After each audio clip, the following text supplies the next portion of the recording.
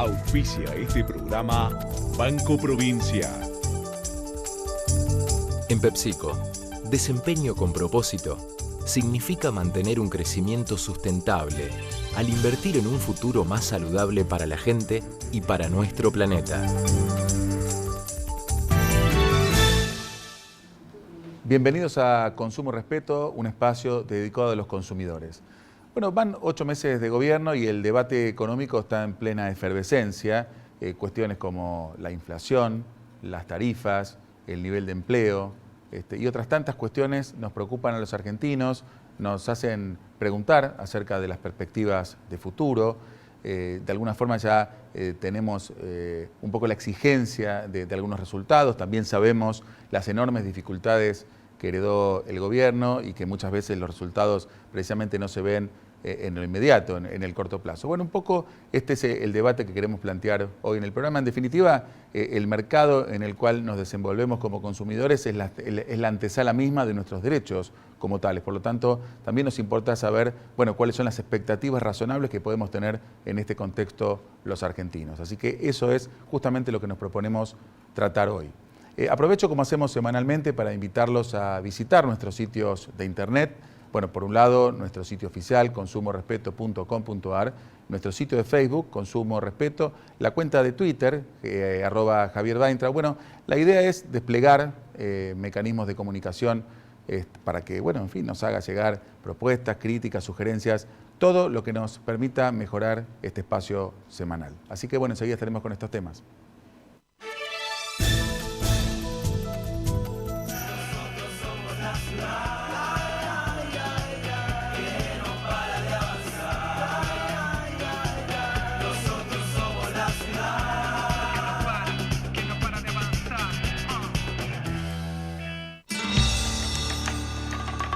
Para mí Salta es el verde, el marrón, el colorado, el blanco, el azul. Para mí Salta es la calidez de un poncho, esa que sentís en el abrazo de su gente.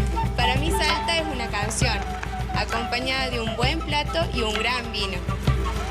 Para mí Salta es descubrir en cada momento una experiencia nueva. Para mí Salta es una provincia llena de provincias y siempre te estamos esperando. Salta, tan linda que enamora. Bienvenido, Miguel, a nuestro programa. Gracias por acompañarnos. Gracias a vos, Javier.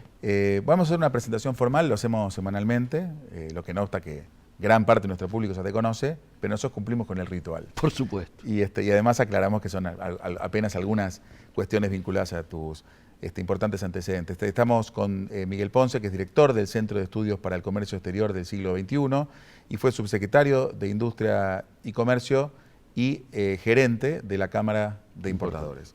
Y bueno, un poco decíamos recién en la introducción, nosotros nos dedicamos a difundir los derechos de los consumidores, pero lógicamente nos desenvolvemos en un mercado que se maneja también por expectativas, por realidades concretas. Y bueno, es muy importante saber en qué contexto nos estamos desenvolviendo los argentinos, sobre todo en este momento de transición. Así es. Y bueno, y qué mejor que vos para que nos ayudes a entender un poco por dónde viene la mano, qué expectativas pueden existir. Los temas que se están discutiendo hoy mismo en el Congreso, me anticipo, hay un proyecto del Frente Renovador vinculado con la restricción o suspensión de las importaciones. Estas son soluciones, no lo son parches, no tienen ningún sentido, en fin. En primer lugar te voy a preguntar qué balance, así en pocas palabras, haces de la gestión de Macri en lo que va de ejercicio de la presidencia. Bueno, sin duda, la visión es que lo más positivo que ha habido en términos de lo que fue Cambiemos llegando al gobierno es haber impedido que continuara una situación que objetivamente nos estaba llevando a grados de preocupación crecientes y particularmente en las áreas en las que me toca desenvolvernos, digo, desde los contenedores huérfanos que se encontraron en aduana hasta la denuncia que ha hecho, ¿no es cierto?, el que ocupó hasta hace muy poquito y que a lo mejor vuelve a ocupar, Gómez Centurión, esta situación de 14.500 millones de dólares, que para que dimensionemos es 4 veces el monto de la operación dólar a futuro por el cual está siendo cuestionada la expresidenta, digo, para tomar idea de dimensión. Todo esto hubiera continuado si no se hubiera producido el cambio de administración. Este es el primer dato. El segundo dato es que obviamente empezamos con 3 o 4 cosas planteadas durante la campaña que lógicamente algunos pensaron que iban a generar, diríamos, gran dificultad para ser llevadas a la práctica y que muy rápidamente se resolvieron, básicamente la salida de los cepos, ¿no es cierto?, que todos pensaron que iba a generar una estampida del dólar, el cierre de los holdouts, y esto lógicamente ha sido mirado de manera positiva, pero también ha habido algunos hechos, ¿no es cierto?, que no permitieron consolidar que esta línea inicial que transmitía hacia el resto del mundo una sensación de creciente gobernabilidad pudiera consolidarse. Y me estoy refiriendo a 2 hechos. El primer hecho, lógicamente, ha tenido que ver con el manejo que hubo con lo que se denominó la ley antidespido. Es decir, estuvimos un mes bailando el minué dentro del Congreso, hoy arreglamos con uno, no vamos a arreglar con otros, convocamos aquello, para terminar con un veto. Esto dio hacia afuera una imagen que precisamente empezó ya a generar ruido y cambió la tendencia en relación a las expectativas que se habían generado con las primeras medidas. Y la segunda, obviamente, ha tenido que ver con algo que no ha terminado y que ha terminado siendo el mayor fracaso del gobierno desde que inició, que es el tema de las tarifas. En términos políticos, digo, ya ahora tenemos no solo la problemática política, sino además la problemática económica en términos de déficit que no se soluciona y las distorsiones que esto genera en términos de expectativas de inversión. Digo, si estamos pidiendo que vengan inversiones para ir solucionando los temas del déficit energético, que recordemos, cuando asumió Néstor Kirchner teníamos 7.500 millones de dólares de exportaciones de superávit y terminamos con 7.000 en rojo importando barcos, que además de lo que significaba como hueco, significaba que cada barquito venía con un regalo. Entonces esto me parece que marca una necesidad de haber puesto todos los esfuerzos en haberle hecho caso a los que sabían. Digo, teníamos un acuerdo previo en términos de tarifa en lo que se denomina y se conoce como el grupo de los exsecretarios, muchos de los cuales inclusive están en función de gobierno, que habían acordado tipo política de Estado, no solo el diagnóstico, sino además cómo irlo solucionando estas dificultades, donde estaban de acuerdo los equipos de energía de Massa, de Scioli, de Macri, ¿no es cierto? Y hasta los propios candidatos firmaron este compromiso, y sin embargo luego llega Aranguren, que lo respetamos mucho de la actividad privada, ¿no es cierto? Fue uno de los tipos que se plantó en su momento, lo conozco personalmente, pero que se manejó muy torpemente en términos políticos. Y acá esto trae en primer plano algo que ahora va a tener que hacerse y que debió haberse hecho cuando empezamos a reclamarlo nosotros allá por diciembre del año pasado, que es la necesidad de un acuerdo político, económico y social que hubiese lógicamente generado una malla de contención en términos de medidas acordadas y de gobernabilidad que era imprescindible, sabiendo que los primeros 6 meses, los del sinceramiento económico, iban a tener las dificultades que íbamos a tener que afrontar. Porque, ojo, salió bien lo de la levantada de los cepos y salió bien lo del cierre con los holdouts, pero podrían no haber salido bien. Claro. Digo, ahí sí logramos construir mayorías parlamentarias, casi, yo diría, en algunos casos, no digo casualmente, pero con grandes riesgos de haber corrido la misma suerte que corrió el tema de las tarifas o que corrió el tema de la ley de desempleo. Y además, me parece que la posibilidad de haber hecho el acuerdo político, económico y social hubiera impedido algunas cuestiones irresponsables como estas que están ocurriendo esta semana, la de la propuesta del Frente de Renovador de generar una señal de cierre del comercio exterior. Yo te digo, permanentemente estoy hablando con gente del exterior, gente de la Fiespi de Brasil, gente de los amigos de Chile, gente de Estados Unidos, gente de Unión Europea, permanentemente, por mi trabajo, ¿no es cierto? Y había una corriente muy interesante en términos de expectativas de inversión. ¿Por qué? Porque todo el mundo analiza, Argentina ha vuelto al mundo. De hecho, el presidente se encontraba en ese momento en el G20, máximo organismo, diríamos, de representatividad de los sectores de los gobiernos fuertes, y acababa de tener reuniones con el premier de Australia, con Rajoy de España, con Putin de Rusia, con los mismos chinos pidiendo inversiones, y acá le planteamos, apareció cierre del comercio exterior. Después de todo lo que nos costó empezar a rebobinar un camino que en la Organización Mundial de Comercio nos tuvo tantos años sentado en el banquillo de los acusados, como fue la aplicación de las declaraciones juradas anticipadas de importación, ahora el proyecto de ley trae casi que tenemos que volver a la de Jay. Yo tengo que transmitir que las señales que esto implican en términos de inversiones objetivamente son daños que hasta se podrían llegar a cuantificar. Me llaman presidentes de cámaras de comercio exterior del interior del país, de Córdoba, de Rosario, me llaman gente de los sanatorios más importantes, pensando que nos quedamos sin insumos hospitalarios, pensando que se va a parar la producción que ahora incipientemente ha empezado en algunos sectores, con algunas excusas que son entendibles, pero que no son, diríamos, significativas. Se dice que estamos importando el 10% de zanahorias. Muy bien. Ha habido una situación de emergencia climática que hizo que estén faltando un 10% de lo que se consume. ¿Sabes quiénes lo traen? Lo traen los mismos comercializadores de zanahoria que venden la producción nacional. Se está planteando la queja de la carne aviar y de la carne porcina. Llega al 2% del consumo, al 1.4%. Estamos hablando de valores que no mueven el amperímetro. ¿Vos te acordás lo que dijeron cuando salió el puerta a puerta? ¡Uy, se viene la invasión! Está habiendo en los diarios de hoy, dice, que son infinidad de consultas, pero que no está pasando nada en los courier todavía. O sea, no mueve el amperímetro tal cual yo lo había dicho. Miguel, supongamos que la propuesta del Frente Renovador la tildamos de irresponsable. En una democracia, digamos, en cualquier país del mundo, inclusive países que están consolidados y reconocidos como países serios, me imagino que la oposición puede presentar el proyecto que se le cante y eso no necesariamente significa una señal del país hacia el exterior. Digo, por supuesto. No hay forma de controlar que no haya un diputado, un senador o un bloque político que diga, ¿por qué te parece a vos que esto es tan relevante? ¿Cuál es tu opinión en relación al proyecto, aunque ya la insinuaste, casi más que la insinuaste, creo que la expresaste?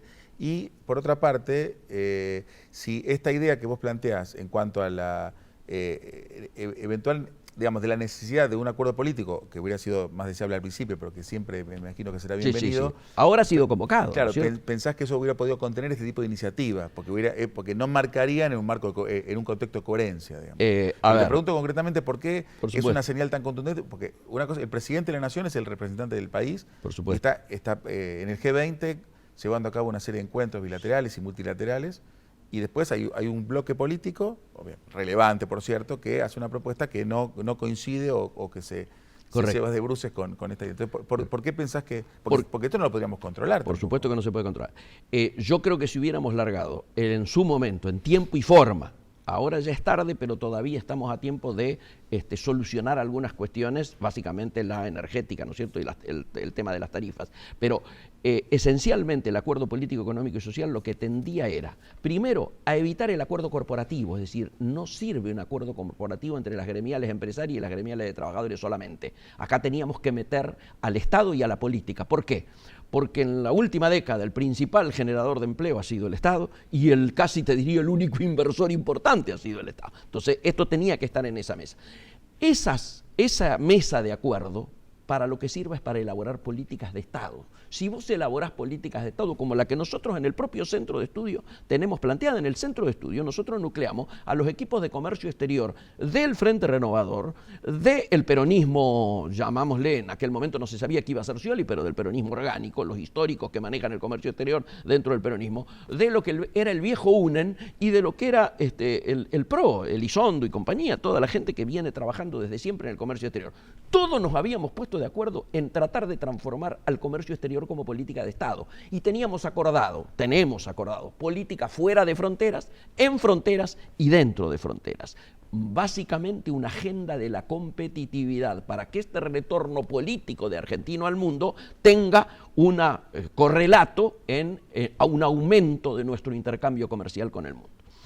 si hubiera estado esto en la mesa, si hubiera habido este acuerdo, si hubiera respetado esta política y por lo tanto iniciativas de esta naturaleza no hubieran tenido razón de ser. Nadie hubiera querido salir a plantear alternativas que se contradicen con la normativa de la Organización Mundial de Comercio, claro, con la que tanto nos ha costado rearmar, ¿no es cierto?, nuestro vínculo. Entonces, yo hace 40 años, Javier, que estoy al lado de las pymes, así que te imaginarás que mi corazón está puesto allí, desde distintos ángulos. Fui el primer subsecretario de Industria y Comercio en la Ciudad de Buenos Aires, me tocó trabajar en Naciones Unidas en los acuerdos para las pymes con España y con Italia. Estuve, lógicamente, en la Cámara de Importadores, donde el 80% de los socios son pymes vinculadas al comercio exterior, etcétera, etcétera. Por lo tanto, la problemática de las pymes, la necesidad de que se ponga en marcha una agenda de la competitividad, la llevo en la piel.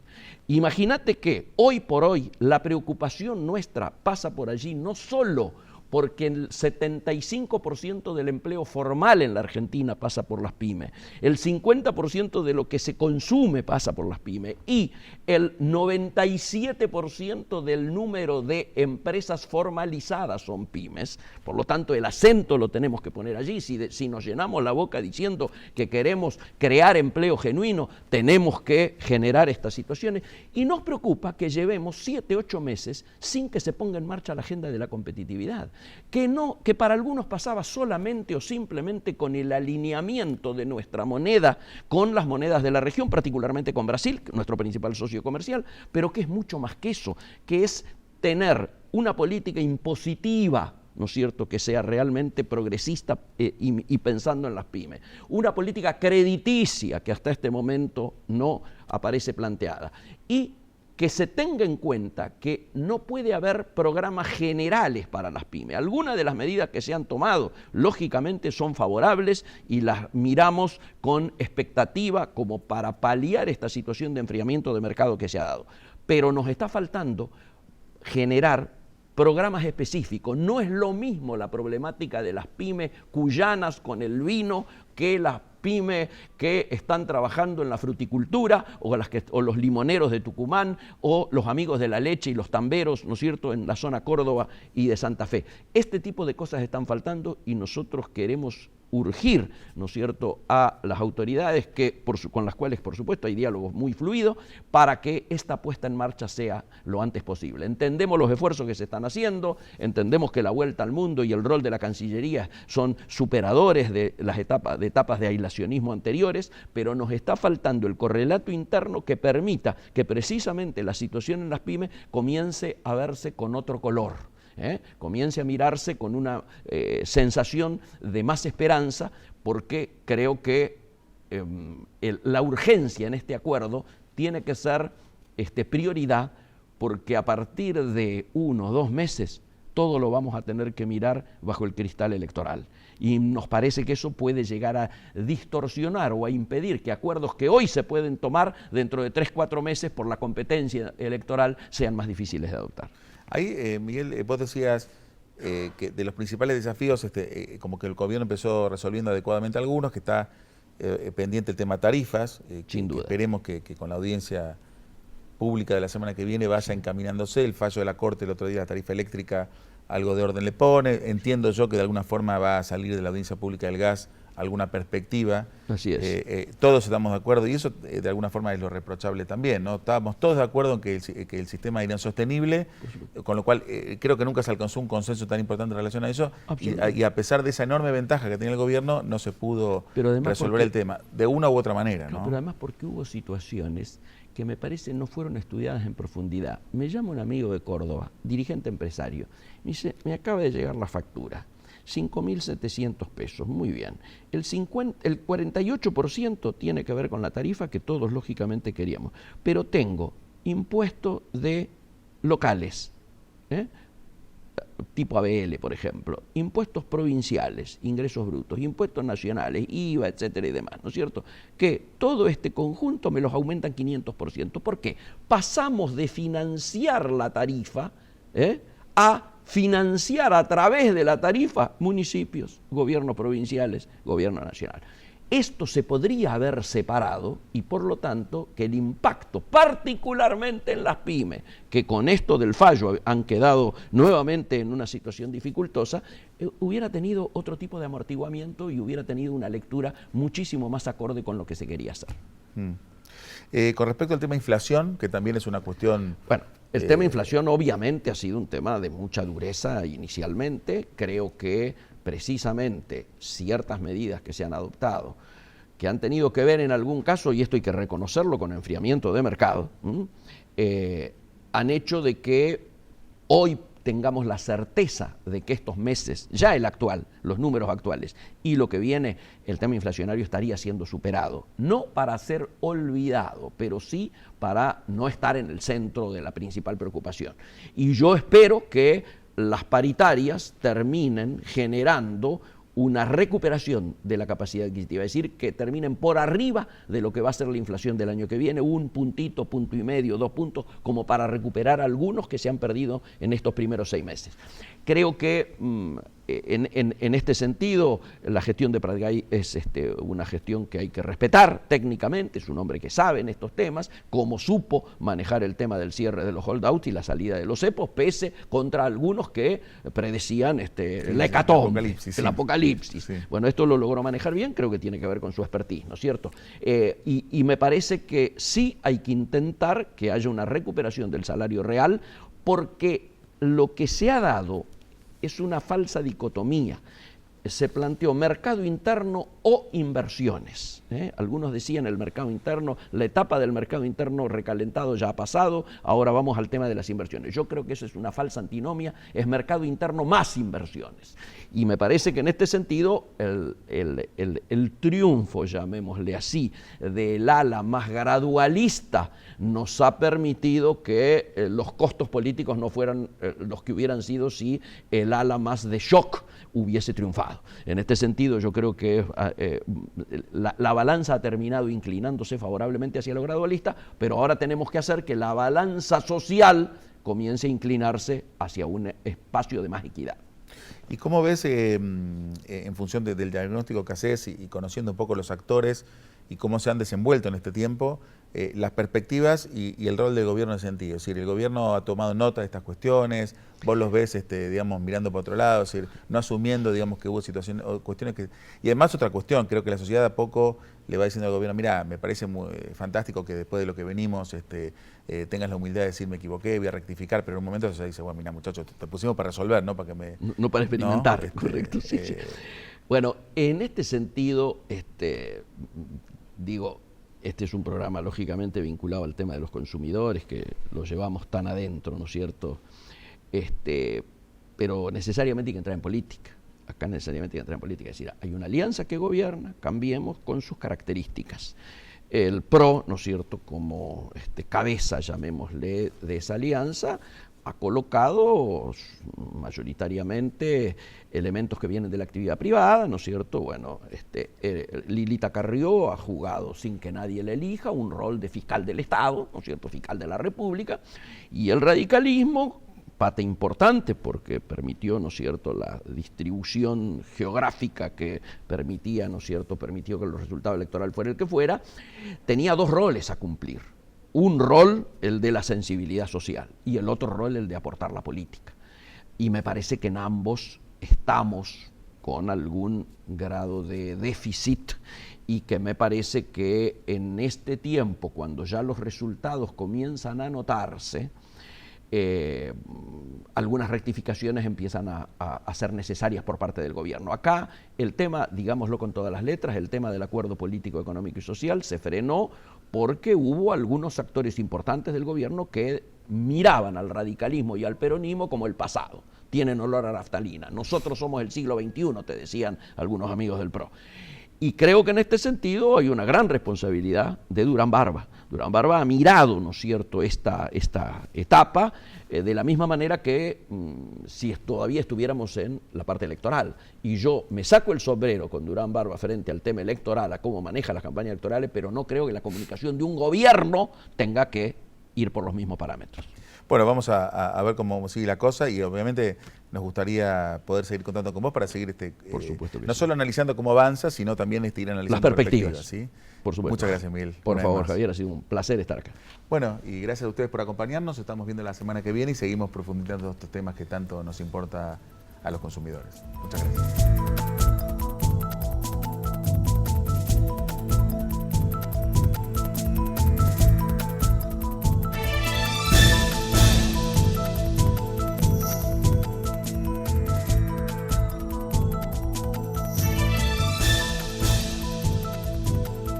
Auspició este programa Banco Provincia. En PepsiCo, desempeño con propósito significa mantener un crecimiento sustentable al invertir en un futuro más saludable para la gente y para nuestro planeta.